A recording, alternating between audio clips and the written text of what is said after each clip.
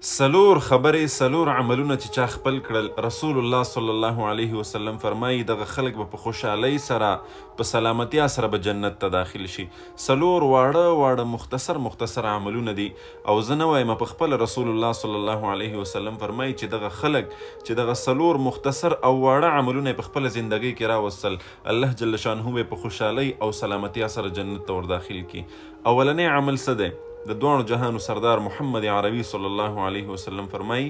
کوم خلک چې سلام خپل کی، سلام عام کی، په لاره روان دی سلام، کور ته راننوځي سلام، په یو لاره په چا باندې ور روان دی سلام. نن سبا د سلام دا شرحه دومره کمه شوې ده چې نن سبا سلام په هغه چا باندې کیږي چې د چا سره تعلق وي. یو سړی زه پیژنم، زه به سلام کوم، نه پیژنم به زه سره زما د سلام تعلق نشته. نه، دین اسلام دا نه وی. دین اسلام دا وی چې سلام دا د مسلمان حق دی. په مسلمان باندې به سلام اچي، په تا باندې سلام واچولو د هغې جواب په تا باندې لازم دی، حق دی در باندې چې ته ورته جواب ورکړي. یعنی سلام څه وی؟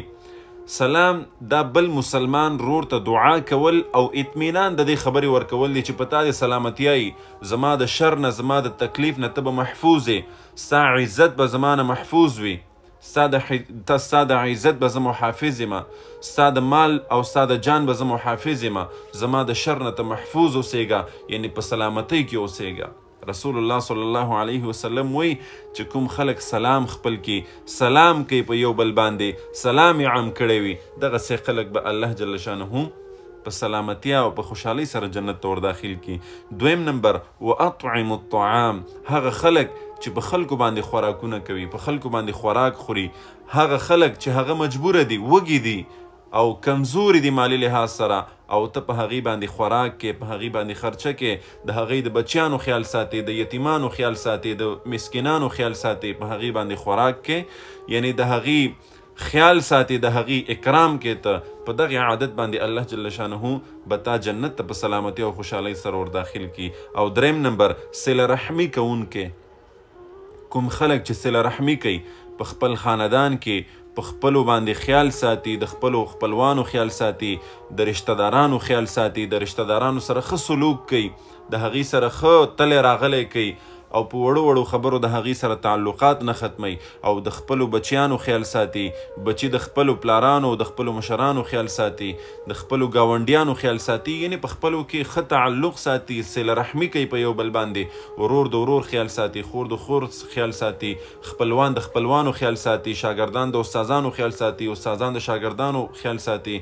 مالک د مزدور خیال ساتي، مزدور د مالک خیال ساتي. رسول الله صلی الله علیه وسلم دغې تعلق او دغې خپل منځ کې ښه تعلق ته د صله رحمۍ نوم ورکړی دی چې صله رحمي کوونکي خلک دا به الله جل شانه جنت ته په سلامتي او خوشحالۍ سره ور داخل کی. او څلورم نمبر د شپې عبادت کوونکي خلک، یعنی ټوله دنیا وده شوه، ټول خلک ویده دي، او په دغه وخت کې ته راجګ شي، الله ته ودرېږي، د قیام اللیل یعنی تهجدو طرف ته اشاره ده، په دغه وخت کې ته الله ته ودرېږي، الله ته دعا کې، د الله سره چې د خپل تکلیفونه او خپل مصیبتونه د الله سره شریک کې، د الله نه معافي غواړي، توبه استغفار کې، د قرآن تلاوت کې، په نوافلو کې ځان مشغول کې، په عبادت کې ځان مشغول کې، الله جل شانه به دغسې خلک هم